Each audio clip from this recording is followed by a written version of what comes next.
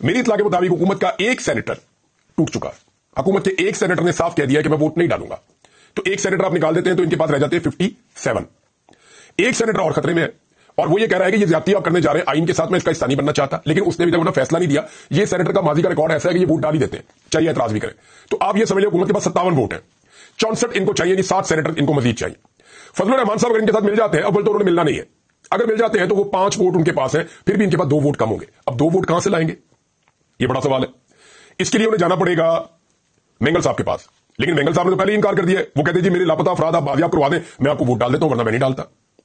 अगर वहां नहीं जाएंगे तो फिर कहां जाएंगे, फिर ये जा सकते हैं जनाब पाकिस्तान तहरीक इंसाफ के सेनेटर्स को तोड़ेंगे।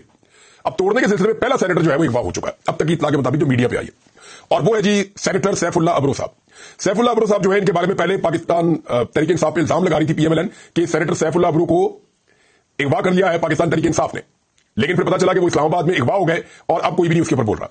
यानी नून लीग पहले उनके अगवा का इल्जाम तहरीक इंसाफ पे लगा रही थी, अब जब वो वाकई अगवा हो गए हैं मुबैना तौर पे, तो नून लीग बिल्कुल चुप करके बैठ गई, नाउ दे आर हैप्पी कि ठीक जगह पे अगवा हो गए। अब सेनेटर सैफुल्लाह अबरू कौन है, ये वो शख्सियत है जब पार्टी ने कहा कि जी सारे लोग पहुंचे खैबर पख्तूनख्वा में और अपने आप को सेफ करें सेनेटर्स, और आप अपने आप को वुलनरेबल पोजीशन में ना छोड़ें, आपको अगवा किया जा सकता है, आप अपने आप को महफूज करें।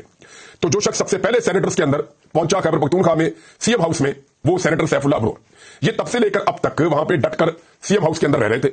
अचानक ये कैसे पहुंचे इस्लामाबाद में, अचानक ये कैसे अगवा हो गए, जो इस्लामाबाद की मीडिया ने रिपोर्ट किया मुझे भी कंफर्म नहीं है, लेकिन ये मुझे किसी ने बताया कि वो सीएम हाउस में नहीं है। तो अगर ये सूरत है और ये अगवा हो गए हैं तो इसमें बड़े बड़े सवालात ने जन्म लिया है। मैं इसके ऊपर लगाऊं पता करके आपको बताऊंगा कि एक्चुअली यहां पे क्या हुआ। लेकिन एमएनएस पूरे नहीं हो रहे किसी भी सूरत में। पाकिस्तान तहरीक इंसाफ के मजीद एमएनएस टूट नहीं रहे। अगर एमएनएस टूट रहे होते तो एमएनएस के घर ना टूट रहे होते, किसी का डेरा टूट रहा है, किसी का घर टूट रहा है। यानी पीएमएलएन ये कहती है कि जी फलां फलां फलां एमएनए जो है उसको पाकिस्तान तहरीक इंसाफ ने अगवा किया हुआ है, और सेम टाइम में उन्हीं एमएनएस की फैक्ट्रियां टूट रही हैं, घर टूट रहे, डेरे टूट रहे, फैमिली के मेंबर अगवा हो रहे हैं, और फैमिली के मेंबर्स पे दबाव डालकर, जो दूर दराज की फैमिली के मेंबर्स हैं उन पे दबाव डालकर उनसे बयानात रिकॉर्ड करवाए जा रहे हैं कि जनाब आप बताएंगे ये पीटीआई ने इनको अगवा कर लिया, और साथ उनके घर भी तोड़ रहे हैं। भाई पीटीआई ने उनको अगवा किया तो आप तो हमदर्दी करें, उनके घर तो ना तोड़े। तो एक्चुअली वो एमएनएस खुद एक साइड पे, और जल्दी उनके स्टेटमेंट भी आ जाएंगे, वो खुद बताएंगे कि वो कहां मौजूद हैं और क्यों मौजूद हैं और उसके पीछे रीजन क्या है। बहरहाल सैफुल्लाह अबरू साहब के जाने के बावजूद अभी तक सेनेट में अक्सरियत पूरी नहीं हुई। फजलुर रहमान साहब के हवाले से एक चीज मैं क्लियर कर दूं कि वो ये चाहते हैं कि आईनी अदालत अलग से ना बने, वो ये तोहमत अपने ऊपर नहीं लेना चाहते। अब आईनी अदालत नहीं बनती तो इस हुकूमत को तरमीम करने का टके का फायदा नहीं है।